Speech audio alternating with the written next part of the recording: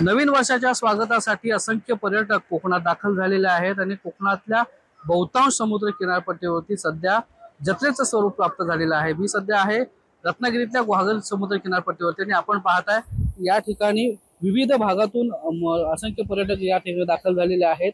सरत्या वर्षाला निरोप देण्यासाठी काही आठवणी ज्या आहेत त्या घेऊन समुद्र किनाऱ्याचा जो शेवटचा सूर्यास्त आहे तो पाहण्यासाठी इथे असंख्य पर्यटक या ठिकाणी दाखल झाल्याचं पाहायला मिळत आहे।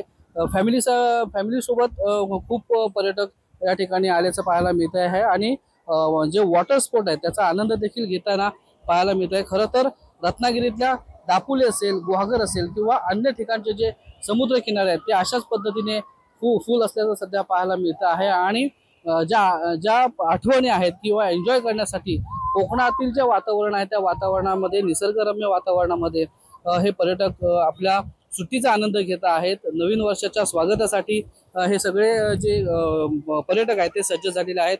अगदी काही तासामध्येच जो आहे तो सूर्यास्त या ठिकाणी होईल आणि हा संपूर्ण जो शेवटचा सूर्यास्त आहे तो आपल्या आठवणीचा भाग बनवण्यासाठी जे पर्यटक आहेत ते आता कुठेतरी सज्ज असल्याचं पाहायला मिळत आहे आणि संपूर्ण जो वर्षाचा तणाव आहे तो कुठेतरी घालवण्यासाठी समुद्रकिनारी मोठ्या संख्येनं या ठिकाणी पर्यटक येत असल्याचं पाहायला मिळत आहे। स्वप्नील घाग, एबीपी माझा, गुहागर, रत्नागिरी। एबीपी माझा, उघडा डोळे बघा नीट।